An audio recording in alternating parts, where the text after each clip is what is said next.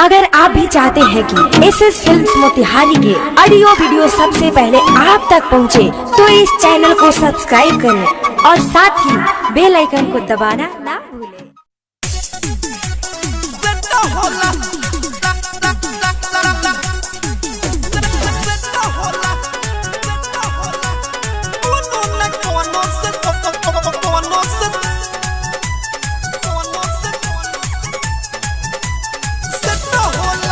बाबू तू बोलो न ज्यादा जानिल सब लइकन के इरादा यार पढ़ावो मत बोला इरादा सुनाया बाबू तू बोलो न ज्यादा जानिल सब लइकन के इरादा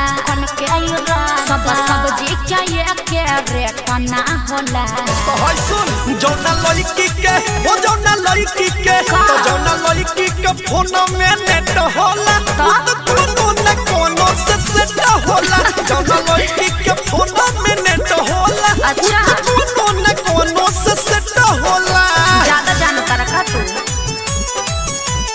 सेट होला कोनो न कोनो से solar digital recording studio set होला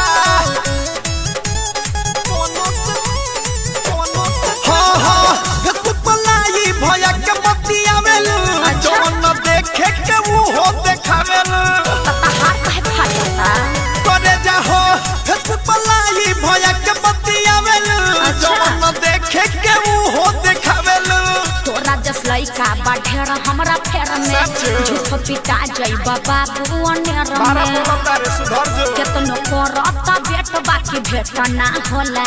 अरे लबरी जौना लइकी के जौना लइकी के जौना लइकी के फोन में नेट होला तो कोनो न कोनो से सेट होला जौना लइकी के फोन में नेट होला तो कोनो न कोनो से सेट होला दिक्कत बा सेट होला कोनो न कोनो से solar digital recording studio set होला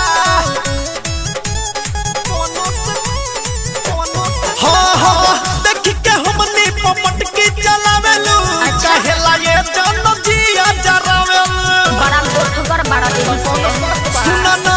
देख के हमनी पपट की चलावेलू चाहेला ये जन जिया जरावेलू ढेर हीरो बन तारा गुड्डू बाबाली चाचे चमेली न खबो अठलाली तोरा कहला शिकारी सरब रत्ने सपनो से चेतना होला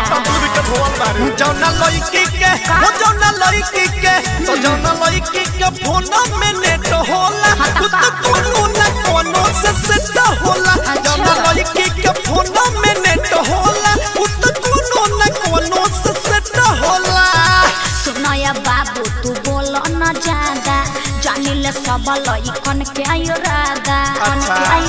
सब सब्जी क्या ये के रेट ना होला तो होय सुन जौना लइकी के हो जौना लइकी के तो जौना लइकी के फोन में नेट होला तो कोनो न कोनो